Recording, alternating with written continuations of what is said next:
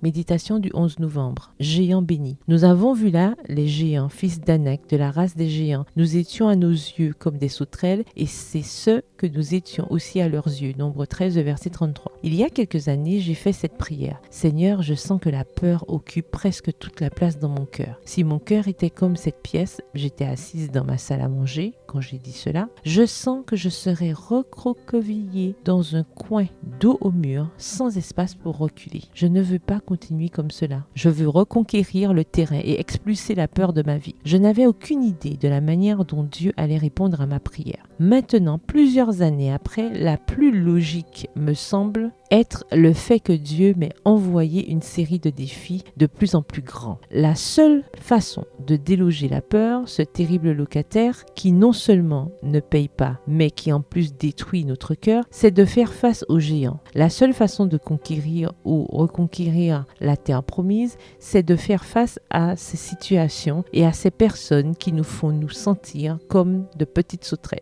L'auteur chrétien Graham Cook, dans son article Giants in the Promised Land, géants dans le pays promis, dit que non seulement il est bon qu'il y ait des géants dans le pays promis, mais qu'en plus c'est absolument nécessaire. Les épreuves que nous affrontons sont conçues comme une porte, comme un passeport pour notre avenir. Il y a toujours des géants associés à une promesse parce que vous en avez besoin. Les promesses de Dieu sont si grandes que vous aurez besoin de grandir pour pouvoir les porter, écrit Graham. Quand nous voyons les géants, nous pensons que nous ne pourrons jamais les vaincre, qu'ils vont nous écraser comme des cafards. Mais le Saint-Esprit nous enverra ce message. Tu vois ce géant? Je suis en train de te transformer en géant comme lui. Durant le combat, tu vas grandir et atteindre la taille de ce géant, et lui va rapetisser et prendre ta taille actuelle. Le géant que nous affrontons doit être beaucoup plus grand et plus fort que nous, parce que ce n'est qu'ainsi que nous réussirons à grandir. Quand nous affrontons des défis, nous passons au niveau suivant, comme dans un jeu vidéo. Alors, nous recevons des occasions et des bénédictions qui nous appartenaient en Christ depuis le commencement, mais que notre petite musculature n'aurait pas pu porter. Prière. Seigneur, je te remercie pour les géants qui sont associés à chaque promesse. Je te remercie pour les défis qui obligent à grandir. Aujourd'hui, en les affrontant, je vais me rappeler que tu me transformes en une véritable géante de la foi.